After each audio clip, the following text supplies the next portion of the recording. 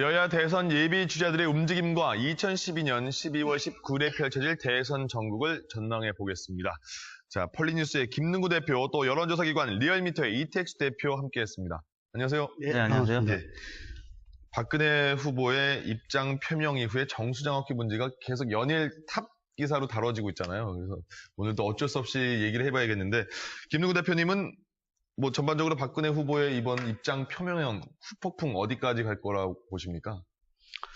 저도 그 일요일 날 기자회견을 봤는데요. 상당히 좀 당혹스러웠습니다. 왜냐하면 사전에 그 예고가 됐었고, 또 많은 새누리당 관계자들이 좀 전향적인 입장이 나올 것 같아. 뭐 예를 들면은 그 안대희 정치쇄신위원장이라든지 뭐 이런 분들도 다들 이구동성으로 이야기했던 게 어떤 정수장학회의 어떤 그 이사회의 어떤 그 전환, 예를 들면은 그 모두가 인정하는 어떤 그런 인사들의 교체라든지 뭐 이사장 교체는 물론이거나 이렇게 이제 예측을 했었는데, 그날 그 강탈이 아니라 예를 들면은 뭐 헌납이었다. 뭐 이런 부분들. 이전에 우리가 보면은 그 박근혜 후보가 이 새누리당 후보로 되고 나서 어떤 강폭 행보에서 한 열흘간 상당히 지지율이 상승이 됐었잖아요. 그 이후에 5.16에 대한 불가피한 최선의 선택이다.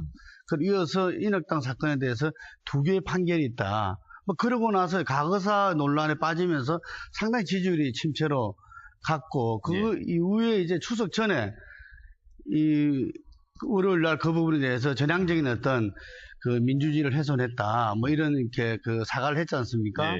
그 이후에 이제 실천이 중요하다 이랬는데, 이번에 정수장학회 문제는 2007년도에 이미 언급이 있었고 문제가 됐던 거기 때문에 거기에 대한 조치는 상당히 좀 이렇게 체계적으로 수립돼 있을 거고, 그래서 이번에 또 예고를 했기 때문에 상당히 국민의 기대에, 다수 국민의 기대에 부응하는 방향으로 되지 않을까 예상을 했는데 전혀 다르게 나타났거든요. 그래서 한마디로 말하면은 저는 새누리당 당직자를 포함한 국민들이 당혹스러웠다. 이렇게 표현하게 됩니다. 그래서 당혹스러웠나요? 그럼요. 저도 상당히, 아니, 어떻게 이런 대통령 후보가 판결문과 1심 판결문과 다른 이런 이야기를 할까? 예전에 과거에 국민의 정부와 참여정부에서 국가의 진실화해위원회 등이 내린 판단과는 별개로 치더라도 1심 재판부가 내린 판결문에 대해서도 그 사실 인정하지 않고 이럴 수 있는가? 그러면서 바로 번복을 했지 않습니까? 그 부분에 대해서 더욱더 당혹스러웠던 거죠. 예를 들면은 그 당에도 이 무수하게 이 유능한 그 법조계 인사들이 이 절비에 있는데 어떻게 그런 부분들이 대통령 후보가, 그리고 정치적 경륜을 자랑하는 박 후보께서 그게 가능한가? 그래서 이게 역시 또 문고리 권력, 지난번에 우리 이야기했던 그것의 어떤 잔존 아니냐, 이런 점에서 굉장히 심각하다 이렇게 보고 있습니다. 여러 가지 해석이 또 많은 게 사실이고요. 뭐 그렇게 하나하나 다 이렇게 파기에는 또 시간도 한정되어 있으니까 조금만 파주십시오. 좀 짧게 좀 정리해 주세요. 이택수 대표님, 그러면 이번에 박근혜 후보의 입장 표명이, 지금까지는 박근혜 후보가 과거사 발언을 했더라도 지지율에서는 뭐 고정층이 두터우니까 큰 변화가 없었잖아요. 이번에 이거에 대해서는 지지율 변화가 뭐 생길까요? 어떻게 보십니까? 일단 어제 그제 실시된, 그러니까 일요일 오후 3시에 기자회견을 했잖아요. 평상시 같으면 좀 오전에 하거나 그랬었는데 일단 박근혜 후보가 오후 3시면 사실 안철수 타임입니다. 안철수 후보나 아니면 대변인이 오후 3시에 기자회견을 했었는데 뭐 의식한 것 같습니다. 박근혜 후보도 그 언론과의 그 뭐 소통에 좀 관심을 갖고 있는 듯한 시점 선택이었는데요. 아무튼 박근혜 후보가 기자회견 할 무렵에 많은 언론이나 아니면 유권자들이 좀 전향적인 입장 표명이 있지 않을까. 사과까지는 아니더라도 그랬었는데 실제 기자회견의 내용은 전혀 기대와는 다른 양상이었죠. 그래서 저희가 어제 조사를 해봤는데요. 공감한다는 의견이 26%, 공감하지 못한다는 의견이 41%. 지난번 9월 말에 있었던 과거사 사과 기자회견 때는 공감하지 못한다는 의견이 똑같이 41%였었는데 공감한다는 의견도 그때 42%로 소폭 오차범위내긴 하지만 공감 의견이 좀 많았었거든요. 근데 이번 조사에서는 대략 16%포인트가량 낮게 나타났습니다. 공감한다는 부분이요. 네, 그러니까 여의도 전가뿐만 아니라 유권자들도 공감하지 못한다는 의견들이 훨씬 더 이제 많은 거죠. 실제로 어제 저희 일간 조사에서 지지율이 좀 많이 빠지지 않을까라는 예측을 했었는데 실제 다자구도에서는 변동이 없었고요. 안철수 후보의 양자구도에서는 뭐 아주 미세하게 빠졌고요. 오히려 또 문재인 후보의 양자구도는 또 미세하게 올랐고 아직까지는 큰 변동이 없는 상황이라서 조금 더 상황을 지켜봐야 될 것 같습니다. 그러니까 이 상황이 그러니까 지금까지 뭐 비슷한 그러니까 여러 가지 사안이 있을 때와 마찬가지로 지지율에는 아직까지는 큰 영향을 준 것 같지 않다 이런 말씀이잖아요. 네. 이렇게 이게 뭐 어떻게 분석해야 됩니까? 두텁다고 분석해야 되는 겁니까? 아니면 보면은 이 내용이 지겹다고 보수층이나 새누리층 당이 지금 정도 시점 D-한 60일, 2달 전 정도 되면은 보통 그 로얄티라 충성도라 그럽니다. 자기 당이나 보수 지정이 그 후보한테 그 지지하는 그거를 갖다가 그 충성도라 그러는데 그 부분이 보통 70% 선인데 지금 박근혜 후보 같은 경우는 80% 선을 넘었거든요. 근데 이번 일이 있고 나서 아마 조사에서 리얼미터 조사도 그랬던 것 같은데 딴 조사도 보면 90%가 넘어요. 충성도가요? 그러니까 지지층이 그만큼 더 올라감에 의해서 지지율 추락을 갖다가 좀 어느 정도 막아주는 거죠. 지금 이제 다자구도에서는 한 5% 차이로 지금 벌어졌거든요. 4, 5% 차이로 모든 조사에도 대부분 벌어졌는데 그래서 이게 한 10%대로 내려가는 것 같다가 지지층이 올라감에 의해서 막아주고 있는 겁니다. 그러니까 다행히 당연히 중도층에서나 특히 이 서울 경기층들 지역으로 보자면은 셀러리맨층 이 40대 이런 부분에는 훨씬 벌어졌죠. 그럼 이택수 대표님 지금 말씀하신 것처럼 충성도가 상당히 더 높아졌기 때문에 지지율 하락을 좀 막은 역할도 있다 이렇게 말씀하셨잖아요. 근데 대통령이 되려면 이제 부동층까지도 어떻게 흡수하느냐가 문제잖아요. 부동층의 표심은 어디로 이동하고 있습니까? 지금 뭐 부동층이 대략 5 내지 10% 사이에서 뭐 줄지도 않고 늘어나지도 않고 있는 양상입니다. 아주 미세하게 중도에서 보수로 혹은 뭐 진보로 오가는 상황인데요. 우리 김 대표님께서 말씀하신 대로 사실 박근혜 후보 입장에서는 어느 정도 확고한 지지층을 갖고 있지만 지금 대략 안철수 후보와는 뭐 3 내지 5% 정도 열세이거든요. 그러니까 이 부분을 극복하기 위해서는 중도층을 잡아야 되는데 사실 많은 유권자들 혹은 지지층이나 아니면 당 관계자들도 좀 전향적인 입장 표명이 있을 경우에는 부동층을 일부 흡수해서 적어도 팽팽하거나 혹은 뭐 오차범위에서 앞서가는 양상으로 가지 않을까 기대했던 것이 사실입니다. 그런데 현재 그저께 기자회견은 일단 부동층 흡수하는 데는 실패한 건 분명해 보이고요.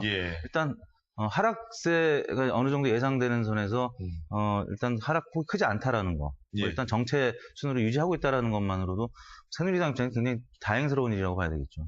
하나만 더 여쭤볼게요. 그 여론조사 를 전문적으로 하시니까 보통 안철수 후보나 박근혜 후보, 박근혜 후보랑 문재인 후보 이렇게 비교를 많이 하잖아요. 양자 대결로. 근데 지지율 차이가 뭐 3에서 5%다. 3에서 5% 뭐 안철수 후보가 앞서가고 있다. 이렇게 말을 하는데 보통 그 정도면 그 오차범위 안에 있는 거 아닙니까? 그렇죠. 오차범위가 대략 뭐 저희가 1,500명 조사했을 때는 플러스 마이너스 2.5%포인트이기 때문에 5%를 벗어나지 않는 격차는 오차범위 내에 있다고 봐야 되거든요.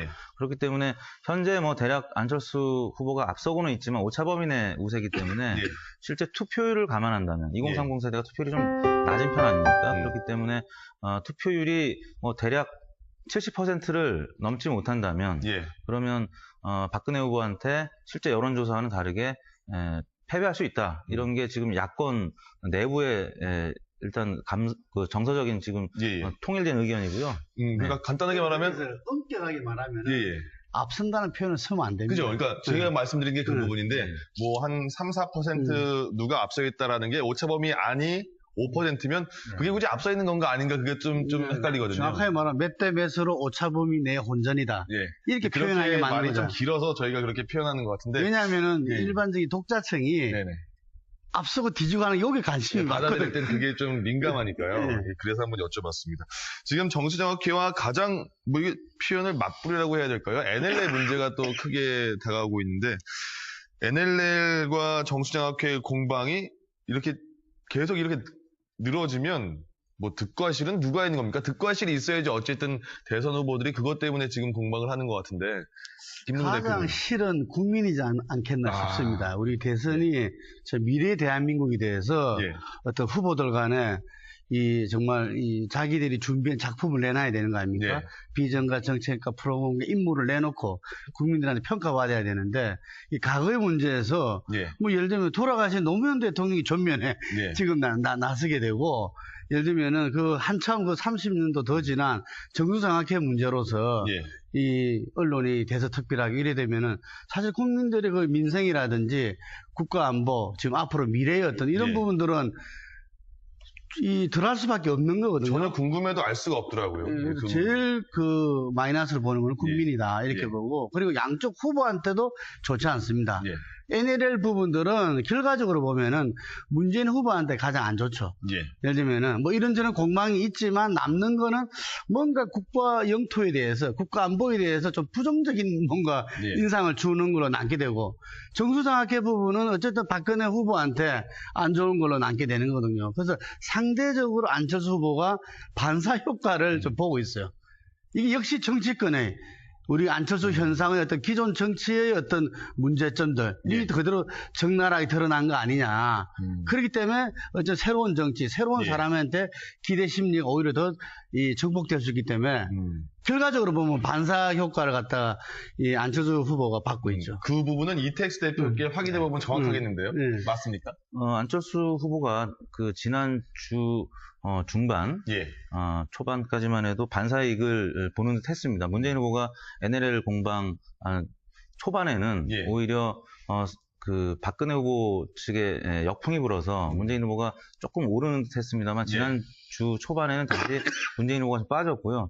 안철수 후보가 좀 오르는 듯 했습니다만 지금 안철수 후보와 문재인 후보가 다 야권 후보로 지금 분류가 돼 있기 때문에 두 후보 모두 사실 좀 빠진 측면이 있고, 그래서 일부 평론가들은 안철수 후보가 NLL 논란에 있어서 바깥에 따로 떨어져 있기 때문에 오히려 잊혀져가는 그런 효과 때문에 지지율이 좀 빠졌을 수 있다라고 했는데 실제 지지율이 지난주에 조금 빠진 건 사실입니다. 안철수 후보가 좀 빠졌고요. 문재인 후보가 조금 상승을 했습니다. NLL 논란이 계속 이 갑론을박, 이게 사실 확인이 지금 정확하게 될 수 없는 상황이잖아요. 대통령 대화록이 좀 공개가 돼야 되는데 지금 있는지조차도 확인이 안 되고 있고, 또 공개가 과연 될 수가 있는 것인지, 그런 문제 때문에 사실 확인이 되기 전까지는 양측의 의견이 계속 주고받을 수밖에 없는, 그래서 유권자들 입장에서는 피로감을 느낄 수밖에 없는 그런 상황이라서 김 대표님 말씀하신 대로 과거와 관련된 논란은 이제 국민들이 피로감을 느끼고 지지율에 큰 영향을 안 미칠 수 있다. 그런 점에서 좀 미래지향적인, 미래 권력과 관련된, 정책과 관련된 그런 입장 표명이 좀 있어야 될 것 같습니다. 지금 여러 군데 조사에서는 어쨌든 안철수 후보가 반사 효과를 좀 받는 걸로 결과가 나오고 있어요. 근데 그 반사 효과라는 게요, 그러니까 단순히 다른 두 후보의 공방 때문에 반사 효과냐, 아니면 그 사이에 그들이 공방을 할 때 안철수 후보는 조금씩 정책을 안정적으로 조금씩은 발표하고 있지 않았습니까? 그런 효과라고 보십니까? 안철수 후보 측에서 지난번에 이야기한 대로 가장 지금 중요하게 여기는 게 지금 국정 운영 경륜에서 제일 떨어지잖아요. 예를 들면 제일 불안한 후보고, 그런데 본인들은 국정 운영에 안정감을 줄 수 있는 후보를 위해서 그게 초점을 맞춰 제일 노력하고 있다는 거거든요. 그래서 그런 부분들이 금방 말씀하신 대로 조금씩, 안정감하고 별개인 줄 알았는데 상당히 안정감을 줄 수 있는 후보, 대통령으로서 노력하고 있다. 좀 갖추고 있다. 뭐 이런 부분들이 요즘 보면 상당히 돋보인다 봅니다. 지금 그러면 안철수 후보와 문재인 후보는 단일화 문제가 가장 핫 이슈 아니겠습니까? 단일화한다면 좀 전에 이철희 소장께서도 말씀하셨지만 지지율이 높은 사람이 조금 낮은 사람한테 단일화하자 이렇게 손을 내미는 게 지금 통상적인 일인데, 지금 그게 좀 반대로 되고 있다라는 말씀을 하셨어요. 지금 계속 어쨌든 문재인 후보와 안철수 후보 중에서는 안철수 후보가 계속 높게 나가고 있습니까? 안철수 후보가 현재 야권 단일화 구도에서는 높게 나타나고 있고요. 한 가지 지적하고 싶은 것이 새누리당 역선택 얘기인데요. 새누리당 입장에서는 처음에 역선택 얘기가 나올 때 문재인 후보를 조금 더 새누리당 지지층이 좀 더 지지하는, 그래서 문재인 후보 지지율이 조금 올라섰습니다. 근데 새누리당 지지층만 보면 최근 들어서는 또 안철수 후보를 지지하는, 그러니까 이제 두 가지 변곡점이 있었습니다. 지난 9월 6일 날 금태섭 변호사의 기자회견이 있었을 때 예. 박근혜 후보의 가장 대척점으로 안철수 후보가 극단에 가 있었고요. 예. 그러다가 최근 들어서 NLL 논란 때는 문재인 후보가 다시 주적이 된 거죠. 그러면서 새누리당 지지층도 지금은 한 반반씩 근데 역선택이 거의 사라졌습니다. 그러니까 쉽게 말하면 새누리당 지지자들도 누가 더 쉬운 후보인지 모르겠다라는 그때 건가요? 이슈에 따라서 좀 달라지는 거죠. 예. 그리고 반면에 이제 야권 지지층만 보면 안철수 후보 쪽으로 조금 더, 왜냐하면 당선 가능성이 현재 높기 때문에 좀 안철수 후보가 우세를 점하고 있는데 뭐 이것도 결국 다자구도에서 만약에 문재인 후보가 안철수 후보를 또 앞선다면 또 양상은 언제든지 바뀔 수 있는 상황이라서 사실 여론조사로 이게 결정이 된다고 해도 한 달 후에 이 여론이 어떨지는 사실 예측이 불가능하거든요. 그러니까 야권 단일화 방법 자체가 여전히 오리무중에 쌓여 있는 겁니다. 예. 말씀 그대로 이어가면 야권 단일화 방식도 이제 보통 흔히 말하기에 안철수 후보가 그 여론조사 방식을 선호할 것이다 이렇게 분석을 하잖아요. 그러면 이택수 대표께서는 지금 한 달 후에는 그것도 안철수 후보에게 유리할 것 같지 않다라고 말씀하셨는데 야권 단일화 방식에 대해서도 논란이 이제 있지 않을까요? 제가 볼 때는 뭐 지금 이제 뭐 국민 경선이다. 그다음 여론조사다. 혹은 지난번 박원순 시장과 했던 그게 좀 절충형 혼합형으로 한다. 이러지만 그걸 하려면은 선거인단을 모으려면 그 전에 시간이 필요합니다. 근데 지금 이제 안철수 후보 측에서는 어떤 국민적인 어떤 단일화에 대한 동의가 된다면은 2박 3일 만에 뭐 할 수 있다. 그렇기 때문에 지금 등록일인 25, 26일을 거의 하루 이틀 전에 벌어진다는 이야기거든요. 그렇다면은 사실은 선거인단, 국민경선 형태는 어려운 겁니다. 어쨌든 그렇게 말하면 그럼 안철수 후보 측에서는 단일화를 하긴 한다는 걸로 받아들여도 되는 겁니까?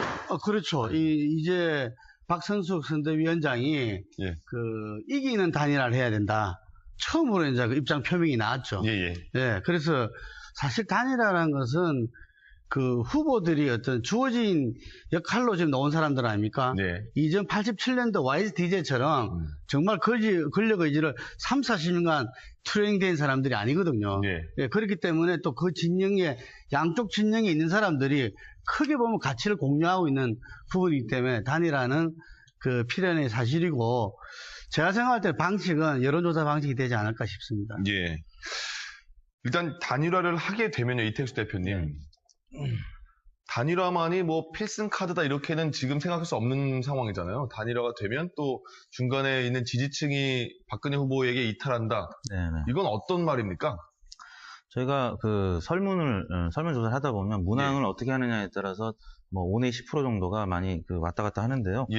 현재 다자구도를 묻고 양자구도를 물을 때 박근혜 후보와 뭐 야권 단일화 뭐 안철수 후보 두 후보가 양자 대결로 될 경우에 누굴 지지하시겠습니까? 이렇게 물어보는 게 대체적인 양자 구도의 문항인데 만약에 최근에 서울신문과 엠브레인 조사처럼 만약에 두 후보 야권 두 후보 중에 어느 후보 A 후보가 되고 그러면 당신은 B 후보를 지지했었는데 B 후보가 탈락하면 A 후보를 계속 지지하시겠습니까? 이런 식으로 물어보면 B 후보 지지자들은 조금 더 생각을 해본다는 거죠. 그리고 그랬을 경우에 박근혜 후보나 아니면 부동층으로 빠지는 비율이 한 5내 10% 더 많습니다. 그렇기 때문에 실제 이 문항이 이제 어떤 걸 의미해 주냐면 야권 단일화 과정에서 좀 갈등이 심화될 경우에는 한 10 내지 한 20% 정도가 더 이탈할 가능성이 있다. 근데 이제 아름다운 경쟁이 되고 단판으로 쉽게 결정이 될 경우에는 화학적인 융합 그리고 시너지가 발생할 가능성이 있기 때문에 이탈 표가 적을 것이다라는 거죠. 그렇기 때문에 결국에는 야권 단일화의 과정 자체가 굉장히 중요하고요.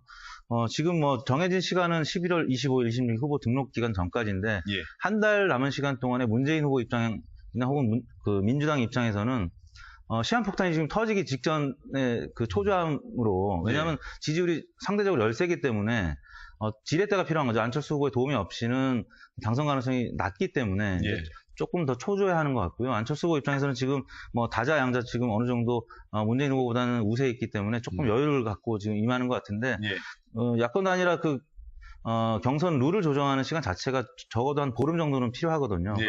그런 과정에서 만약에 여론조사로만 한다면 뭐 금방 결정이 될 수가 있기 때문에 좀 여유를 갖고 여론조사에서 우세를 점하고 있는 안철수 후보 입장에서는 좀 여유를 갖고 임하는 것 같은데 양측의 그런 미묘한 차이 때문에 야권 단일화 절차가 상당히 셈법이 복잡하고 남은 시간은 얼마 없고 유권자들이 어떻게 보면 재밌을 수가 있는데요.